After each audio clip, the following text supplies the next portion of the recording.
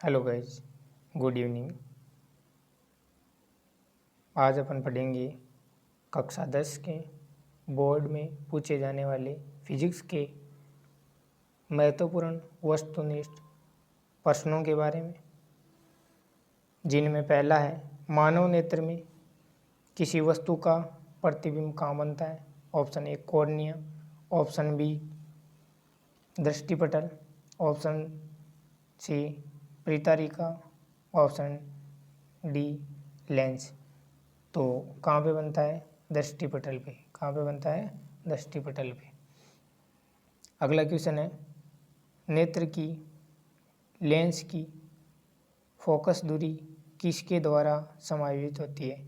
दृष्टि तंत्रिका द्वारा, परितारिका द्वारा, कॉर्निया द्वारा, पक्षमाभी पेशियों द्वारा।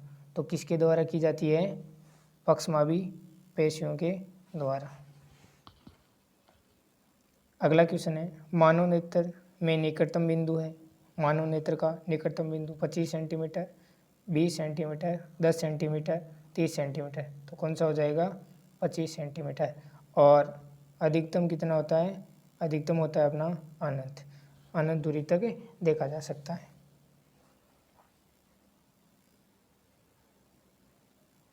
अगला क्वेश्चन है जरा दूरदृष्टिता का निवारण किस लेंस द्वारा किया जाता है?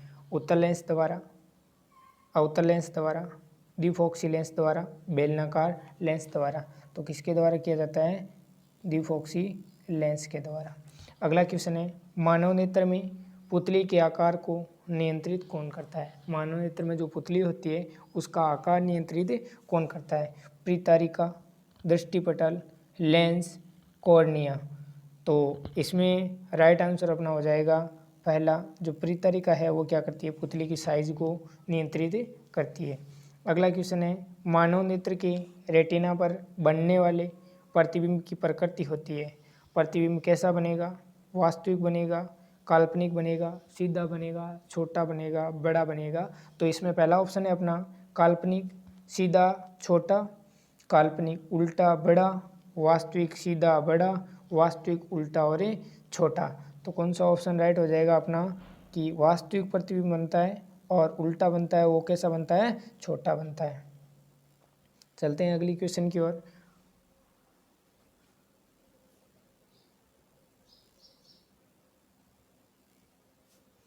प्रकाश का वेग सर्वाधिक कहाँ होता है? प्रकाश का वेग सर्वाधिक कहाँ होता है? वायु में, जल में, निर्वात में, उपयुक्त सभी में। तो कहाँ पर होता है? निर्वात में। कहाँ होता है? निर्वात में। अगला क्वेश्चन है प्रकाश के अपवर्तन की घटना में किस भौतिक राशि में परिवर्तन नहीं होता?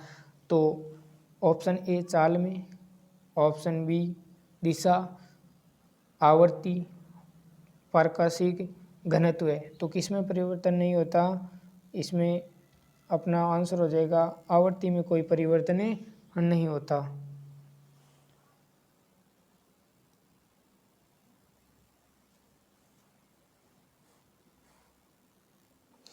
अगला क्वेश्चन है सौर भट्टियों में सूर्य के प्रकाश को केंद्रित करने में उपयोग होता है उत्तल दर्पण, अवतल दर्पण, समतल दर्पण, इनमें से कोई नहीं। तो कौन सा होता है? अवतल दर्पण। कौन सा होता है? अवतल दर्पण। उत्तल दर्पण का उपयोग गाड़ियों के पीछे का दृश्य देखने के लिए किया जाता है। और अवतल दर्पण का एक उपयोग और है, जो हेडलाइट्स होती है उसमें भी अवतल दर्पण का उपयोग किया जाता है। बढ़ते हैं अगले क्वेश्चन की ओर। अगला क्वेश्चन है प्रकाश वायु से 1.50 अपवर्तनांक की कांच की प्लेट में प्रवेश करती है। तो कांच का अपवर्तनांक या कि कांच में प्रवेश करती है, कांच में प्रकाश की चाल कितनी है? निर्वात में प्रकाश की चाल इतनी है।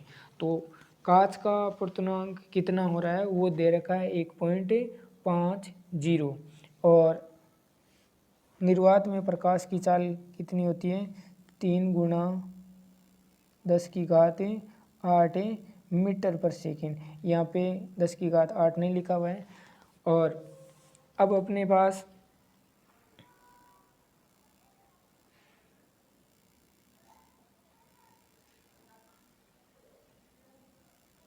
अब अपने पास इसको ज्ञात करने के लिए एक सूत्र होता है, अपवर्तनांक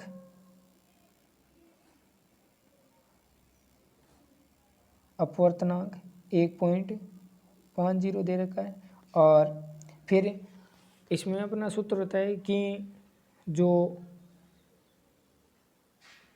निर्वात में प्रकाश की चाल है वो, और उसके बाद में माध्य में प्रकाश की चाल का। तो निर्वात में प्रकाश की चाल को c से और माध्य में प्रकाश की चाल v से। अब अपन इसको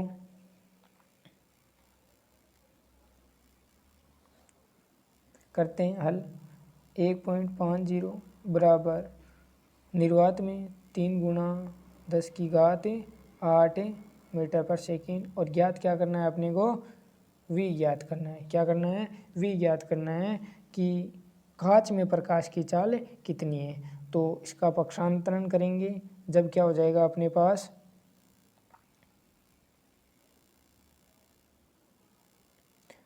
पक्षांतरण करेंगे तो अपने पास हो जाएगा v बराबर 3 गुणा 10⁸ बट्टे 1.50।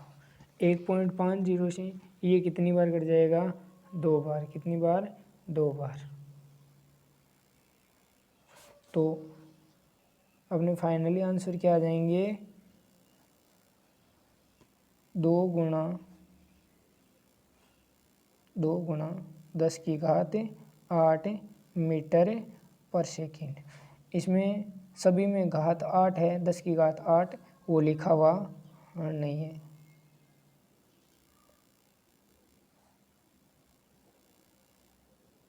तो इसका राइट आंसर अपना हो जाएगा ऑप्शन नंबर ए ऑप्शन है, वो क्या हो जाएगा, राइट हो जाएगा, जिसमें 2 गुणा 10⁸ मीटर पर सेकेंड है।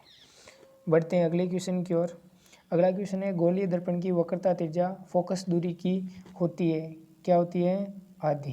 क्या होती है, आधी। वक्रता त्रिज्या फोकस दूरी की क्या होती है, आधी।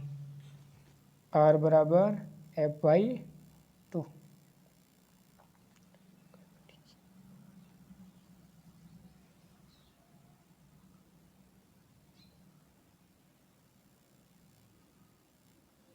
अगला क्वेश्चन है, किसी भी माध्यम का अपवर्तनांक निर्भर करता है माध्यम की प्रकृति पर, माध्यम के प्रकाशीय घनत्व पर, प्रकाश की तरंगदैर्ध्य पर, किस पे।